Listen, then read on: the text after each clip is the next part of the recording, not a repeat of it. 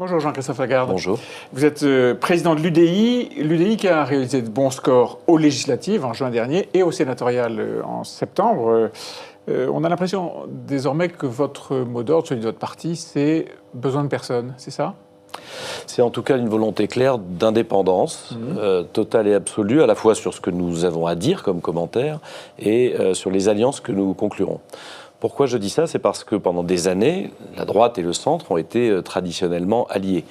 Mais la droite est en train de tellement dériver qu'elle se rend incompatible avec nous. Et il y a en France un centre et une droite progressiste que nous souhaitons incarner, rassembler face aujourd'hui à Emmanuel Macron qui fait des avancées, permet à la France de progresser, mais qui commet aussi des erreurs. Et face à une opposition qui ne peut pas se résumer à d'un côté Mélenchon et à l'autre Le Pen. Donc indépendance et alliance, mais pas d'alliance à gauche, si j'ai bien compris. Alors, écoutez, qu'est-ce qui reste à gauche aujourd'hui ? Il reste. Je sais pas, vous pourriez, il reste, même au cas par cas, avoir des alliances avec En Marche. Mais je n'ai pas dit que ça n'était pas possible. Je dis simplement. Vous avez cité des alliances avec la décomposition de la droite, pas à gauche. Je ne placerai pas En Marche à gauche. Pour l'instant, la politique qui est conduite est une politique plutôt libérale, plutôt de droite. Mais ils sont plutôt à gauche de votre formation politique, n'est-ce pas ? Oui, si vous voulez, dans ces cas-là. Mais quand on dit traditionnellement à gauche, il nous resterait les décomptes du Parti socialiste et M. Mélenchon. Vous imaginez que ça n'est pas compatible. Mais disons les choses très clairement.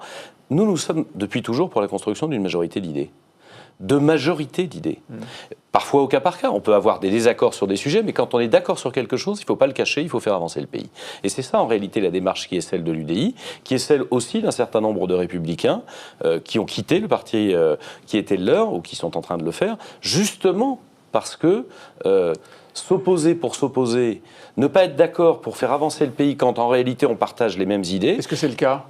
Est-ce que c'est le cas pour les Républicains ? Je veux dire, ils ont voté les lois sur les ordonnances, ils vont probablement voter leur ratification dans quelques semaines. Est-ce que tout ça, ça ne vous met pas au fond sur le même espace politique ? Vous avez raison de le souligner. D'ailleurs, il y a un décalage extraordinaire entre le discours qui est en train de dire que le pouvoir actuel est nul et les votes qui finissent par soutenir les textes proposés par le pouvoir. Sur le budget, par exemple, vous avez une position très différente des Républicains. Sur le budget, vous savez, on rentre à peine dans la discussion budgétaire. Elle commence aujourd'hui. Et je souhaite simplement attendre la fin de la discussion. Là encore... Avant de vous prononcer, mais vous avez déjà une idée sur le projet lui-même, tel qu'il va être présenté. J'ai une idée sur le projet, mais vous me demandez mon idée sur la fin. La fin, elle est dans 2 mois. Alors sur le projet aujourd'hui. Après 2 mois de débat... Est-ce que le budget sera acceptable ou pas ? Je veux le regarder attentivement. Aujourd'hui, tel qu'il est présenté, est-ce qu'il l'est ? 2 choses. Première chose, c'est sans doute le budget le plus sérieux que j'ai vu depuis 15 ans, au sens où il est honnête dans les prévisions de croissance et il ne délire pas, entre guillemets, dans la dépense publique. Il a une stratégie que je partage, c'est mettre le paquet sur ce qui peut permettre l'investissement productif, la création de richesses par les entreprises et donc la création d'emplois.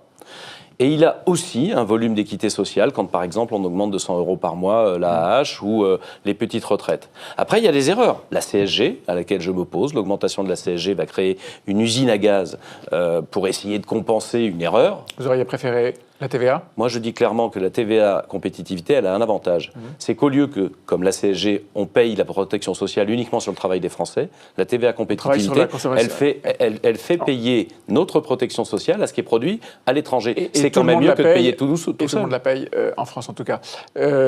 Donc sur le budget des réserves, sur l'ISF ?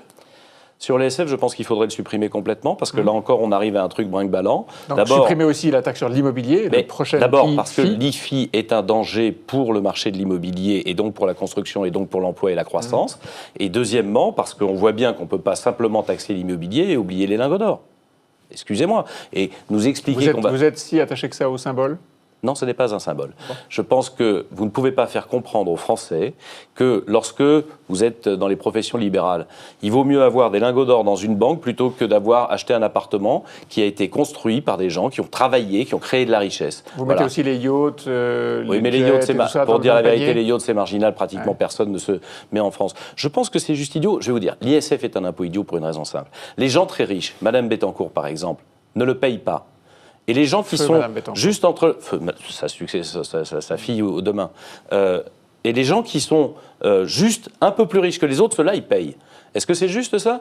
Et là, l'ISF, si ça aboutit à ce que Florent Pagny quitte la France, je me fiche de savoir si c'est bien ou si c'est mal. Ce que je sais, c'est que quand il quitte la France, c'est moi qui paye des impôts à sa place et vous aussi. Eh bien, je préfère qu'il reste en France. On revient sur la politique. Le MoDem, il existe à vos yeux? Dans votre paysage, c'est quelque chose avec lequel un parti avec lequel vous avez envie de composer? Le MoDem, c'est aujourd'hui un parti politique qui est allié avec En Marche, qui est dépendant d'En Marche, qui est solidaire d'En Marche, qui est présent au gouvernement, et c'est bien respectable. Ils se sont présentés ensemble aux élections présidentielles et aux élections législatives.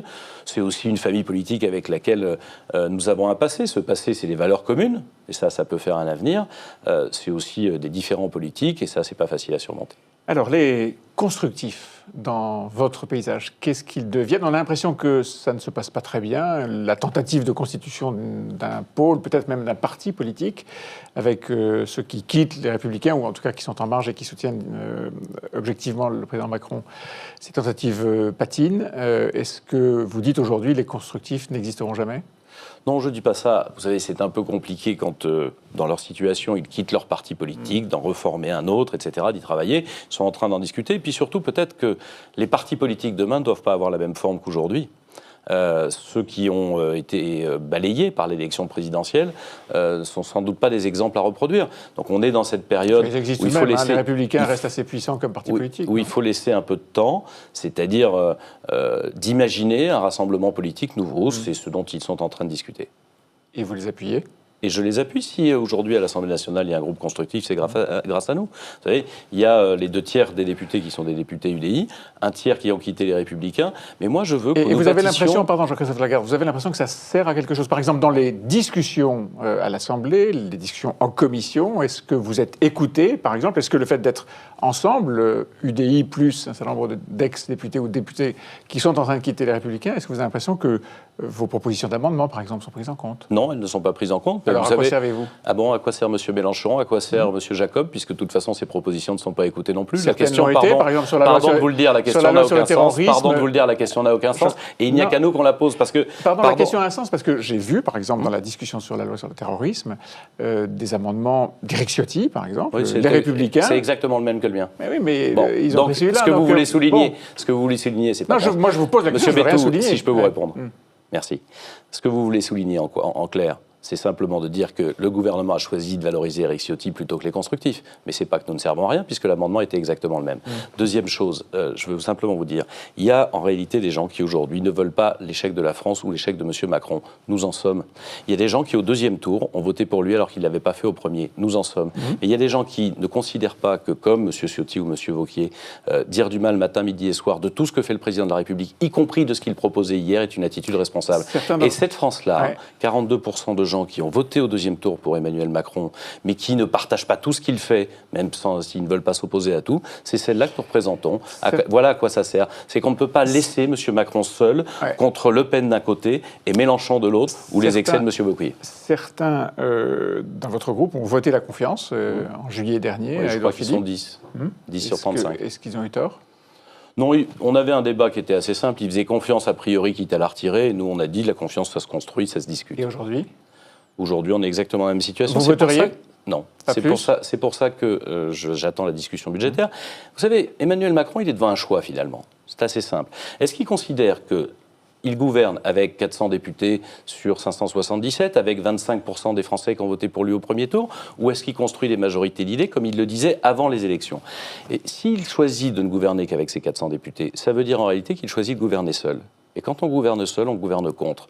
Moi, je pense qu'il faut gouverner pour, et pour ça, il faut ouvrir des débats et rassembler des majorités d'idées, pas seulement avant les élections, savoir le faire après. Pendant les sessions parlementaires, on verra ça. Merci, Jean-Christophe Lagarde.